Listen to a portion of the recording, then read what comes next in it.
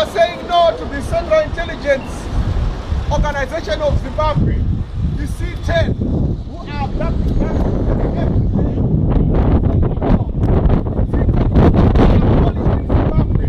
They must go home. Those ones who are working in this embassy, they must go home, or we'll send you to hell. We are saying no to the security service of Zimbabwe, who are attacking their illegal enmity. Those people are illegal because they attack their citizens, they kill their citizens.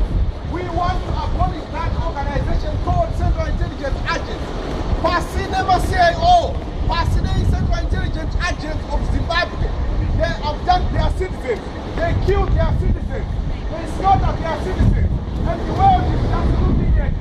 Because they are called Central Intelligence Organization, Pasinema Central Intelligence Organization of Zimbabwe, who are abducting and killing people of Zimbabwe every day. We don't have rest with these people. We don't have rest